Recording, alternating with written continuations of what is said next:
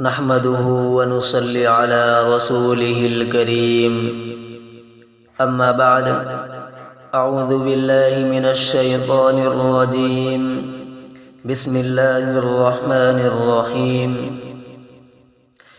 إنما يخشى الله من عباده العلماء إن الله عزيز غفور صدق الله العظيم.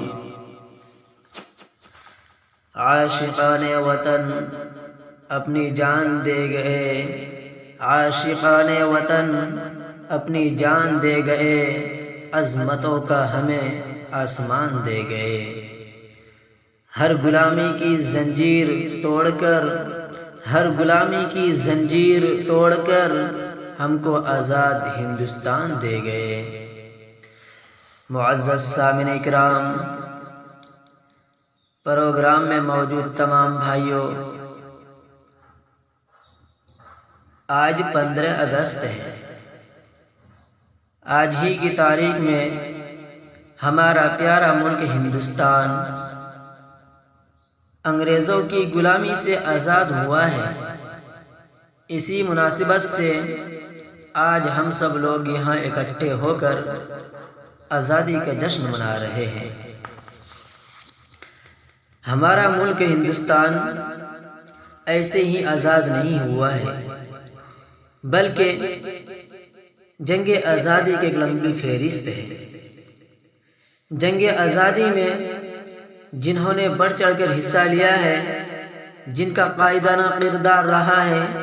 جن کا اہم رول رہا ہے، جنہوں نے اس ملک کے لیے گردنیں کٹائی ہے، جنہوں نے اس ملک کے لیے خون بہایا ہے، جنہوں نے اس ملک کے لیے بیویوں کو بیوہ اور بچوں کو یتیم کیا ہے، وہ اس ملک کے مسلمان اور خاص طور پر علماء کرام ہیں. میرے کہنے کا مطلب یہ نہیں ہے کہ دوسرے برادرین وطن نے اس ملک کے لیے قربانی نہیں دی، قربانی انہوں نے بھی دی ہے، لیکن جنگ آزادی کے وہ اصل ہیرو نہیں ہے، بلکہ جنگ آزادی کے اصل ہیرو علماء کرام ہیں، جنہوں نے اس ملک کے لیے جان کو جان نہیں سمجھا، مال کو مال نہیں سمجھا، اولاد کو اولاد نہیں سمجھا، عزت و آبرو کو عزت و آبرو نہیں سمجھا، گھر بار کو گھر بار نہیں سمجھا، بلکہ جان دینی پڑی تو جان دے کر، مال لٹانا پڑا تو مال لٹا کر، عزت و آبرو گنوانی پڑی تو عزت و آبرو گنوا کر، اولاد کو قربان کرنا پڑا تو اولاد کو قربان کر کے، اور پورے طور پر تن من دھن کی بازی لگا کر اس ملک کو آزاد کرایا ہے. جنگ آزادی کی شروعات اس وقت سے ہوتی ہے جب سن 1757 کے اندر پلاسی کے میدان میں عظیم مرد مجاہد شیر بنگال نواب سراج الدولہ نے انگریزوں کے خلاف لڑتے ہوئے عین جوانی کے عالم میں جام شہادت پیش کیا تھا. اس کے بعد سن 1766 میں میسور کے عظیم حکمراں حیدر علی اٹھ کھڑا ہوا، انگریزوں سے ٹکر لی اور پے در پہ کئی لڑائی میں انگریزوں کو دھول چٹا کر رکھ دی. پھر جب سن 1782 میں حیدر علی کا انتقال ہو گیا تو ان کے شیر دل بیٹے عظیم مرد مجاہد جلیل القدر عالم دین شیر میسور ٹیپو سلطان نے کمان سنبھالی اور انگریزوں کے خلاف ایک اہنی دوار بن کر کھڑا ہو گیا اور پوری قوت کے ساتھ انگریزوں کو اس ملک سے نکالنے کی کوشش کی. لیکن سن 1799 میں سن 1799 میں میر صادق اور میر معین الدین جیسے غداروں کے غداری کی وجہ سے انگریزوں نے سلطنت میسور پر حملہ کر دیا اور میسور کے دارالسلطنت سرنگا پٹنم کے قلعے کو چاروں طرف سے گھیر لیا. جب انگریزوں نے قلعہ کو چاروں طرف سے گھیر لیا تو کسی نے ٹیپو سلطان کو مشورہ دیا کہ سلطان، انگریز کا فوج بہت زیادہ ہے، انگریز کے اسلحہ جات بھی بہت مضبوط ہے،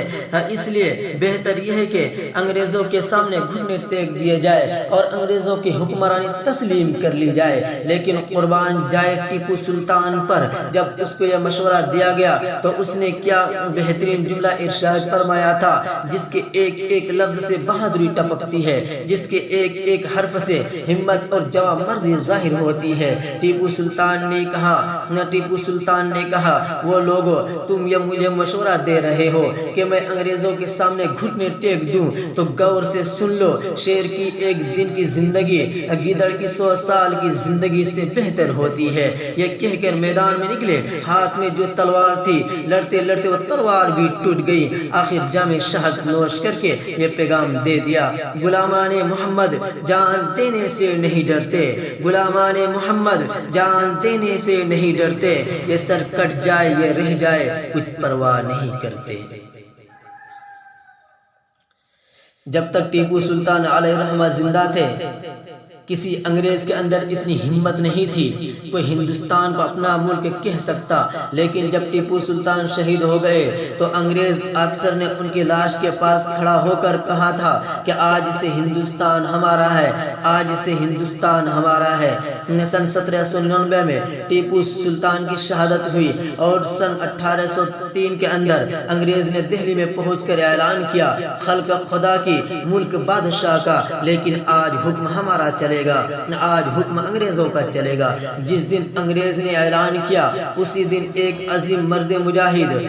علماء دیوبند کے سرخیل، عظیم محدث، جلیل القدر مفسر شاہ ولی اللہ کے بڑے بیٹے شاہ عبد العزیز نے فتویٰ جاری کیا کہ آج سے ہمارا ملک غلام ہو گیا، آج سے ہمارا ملک غلام ہو گیا، اور ہر مسلمان پر فرض ہے کہ وہ انگریزوں سے جہاد کرے اور ہندوستان آزاد کرائے۔ حضرت شاہ عبد العزیز علیہ الرحمہ نے فتویٰ جاری کیا، صرف اور فتویٰ جاری نہیں کیا بلکہ اس کے لیے عملی قدم بھی اٹھایا۔ چنانچہ اپنے مرید خاص سید احمد شہید علیہ الرحمہ، اپنے بھتیجے شاہ اسماعیل شہید علیہ الرحمہ کو اس کام کے لیے تیار کیا۔ شاہ اسماعیل شہید علیہ الرحمہ اور سید احمد شہید علیہ الرحمہ کو شاہ عبد العزیز علیہ الرحمہ نے جنگ آزادی کے لیے تیار کیا۔ پھر ان دونوں بزرگوں نے شاہ اسماعیل شہید اور سید احمد شہید نے ملک کے کونے کونے کا دورہ کیا، ملک کے گوشے گوشے میں جا کر تقریریں کی اور مجاہدین کی ایک ایسی جماعت تیار کی جو ہندوستان پر اپنا تن من دھن اور اپنا جان و مال سب لٹانے کے لیے تیار تھی۔ اس کے بعد جنگ آزادی کے تیاری کے لیے، جہاد آزادی کے لیے تیاری کی، ہندوستان سے ہجرت کی اور افغانستان پہنچے، اور افغانستان پہنچ کر کابل میں جا کر جہاد کی مکمل تیاری ہو گئی، جنگ آزادی کی مکمل تیاری ہو گئی، اور قریب تھا کہ ہندوستان کے انگریز حکومت پر حملہ کر دیتے اور ہندوستان آزاد ہو جاتا۔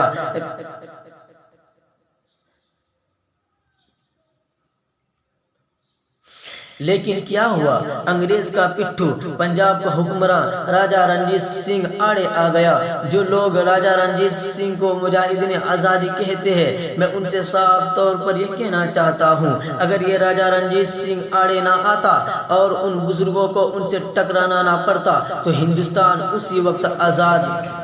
ہو چکا ہوتا۔ لیکن راجہ رنجیت سنگھ سامنے آیا اور ان بزرگوں کو ان سے ٹکرانا پڑا،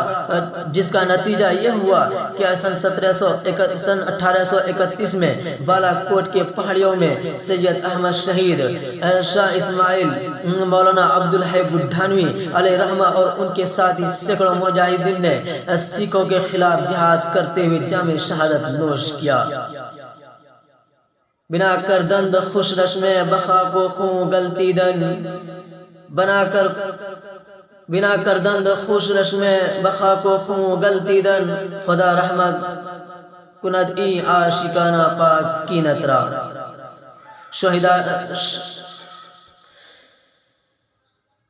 شہدائے بالا کوٹ کی فہرست اٹھا کر جب میں دیکھتا ہوں تو بڑی حیرانی ہوتی ہے، بڑا تعجب ہوتا ہے کہ ان دو بزرگوں نے کس محنت کے ساتھ، کس جد و جہد کے ساتھ، کس قد و کاوش کے ساتھ ملک کے کونے کونے سے مجاہدین کو جمع کیا تھا۔ چنانچہ ان شہید ہونے والوں میں کوئی دہلی کا رہنے والا تھا، کوئی میرٹھ کا رہنے والا تھا، کوئی بھاگلپور کا رہنے والا تھا، کوئی مراد آباد کا رہنے رہنے والا تھا، کوئی اڑیسہ کا رہنے والا تھا، کوئی عظیم آباد پٹنہ کا رہنے والا تھا، کوئی ممبئی کا رہنے والا تھا، کوئی ضلع نوح میوات کا رہنے والا تھا۔ الغرض ان دونوں بزرگوں نے ملک کے کونے کونے سے مجاہدین کو جمع کیا تھا، اور ان سارے مجاہدین نے اپنا خون بہا کر، اپنا خون سے چراغ روشن کر کے آنے والے مجاہدین کے لیے ایک راہ ہموار کی، اور ان سے کہہ گئے جہاں جہاں نظر آئے تمہیں لہو کے چراغ، جہاں جہاں نظر آئے تمہیں لہو کے چراغ، مسافران محبت ہمیں دعا دینا۔ الغرض یہ تحریک بالا کوٹ ناکام ہوئی، لیکن اس ناکامی کے بعد علماء دیوبند خاموش نہیں بیٹھے، بلکہ ایک نئے جوش کے ساتھ، ایک نئے جذبات کے ساتھ، ایک نئے ولولے کے ساتھ جنگ آزادی کی تیاری شروع کی، اور اس تیاری کا نتیجہ سن 1857 کی جنگ آزادی میں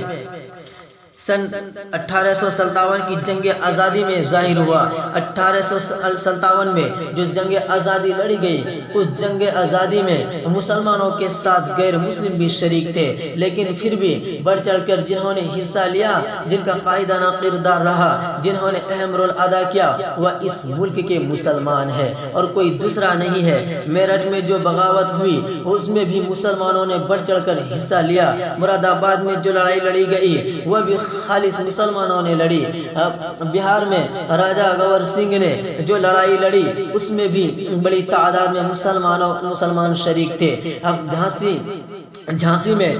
رانی لکشمی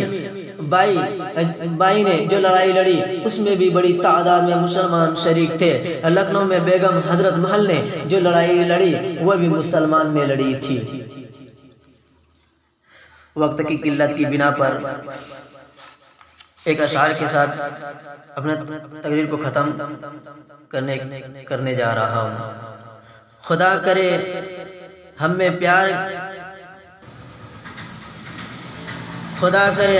پیار کے یہ رشتے رہے قائم، خدا کرے ہم میں پیار کے یہ رشتے رہے قائم، اگر یہ رشتے ٹوٹ گئے تو ہو جائیں گے ہم درہم برہم۔ وآخر دعوانا الحمد للہ رب العالمین۔